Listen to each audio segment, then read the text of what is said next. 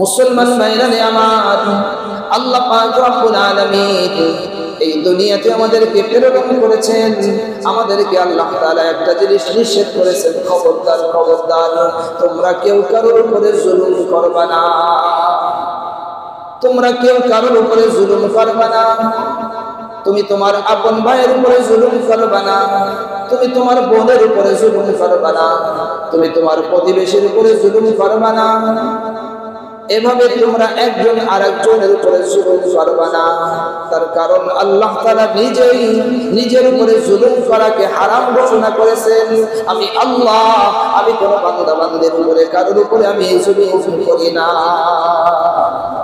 বলেন না সুবহানাল্লাহ। কিন্তু আমাদের অবস্থা কি? আমরা যদি কোনো একটা পদে কোনোভাবে যেতে পারি, চাই সেটা ছোট পদ হোক আর মাঝারি পদ হোক আর সাজারি পদ হোক, যদি কোনো একটা পদে চলে যায় তখন আমাদের আর পিছনের কথা কি থাকে না, মনে থাকে না।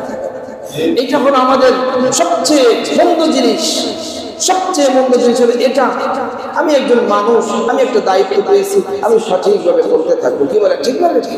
কিন্তু দেখা যায় ওই সুযোগে মানুষ তখন অন্যের উপরে, দুর্বলের উপরে মানুষ তখন জুলুম করে।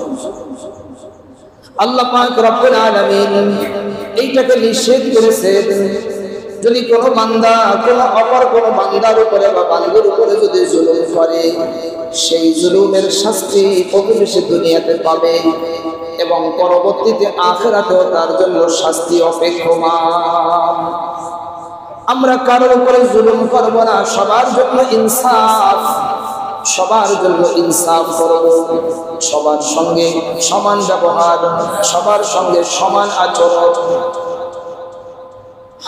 রাসূল পাক সাল্লাল্লাহু আলাইহি ওয়াসাল্লাম ইনসাফ প্রতিষ্ঠিত করে দিয়ে গেছেন।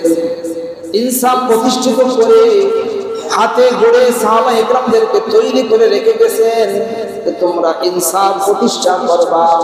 আমাদেরও কাজ সমাজের মধ্যে, পরিবারের মধ্যে, দেশের মধ্যে, রাস্তার মধ্যে, বাজারের মধ্যে, মসজিদের মধ্যে, মাদ্রাসার মধ্যে, ভার্সিটির মধ্যে, স্কুলের মধ্যে, সব জায়গার ভিতরে ইনসাফ প্রতিষ্ঠিত করা।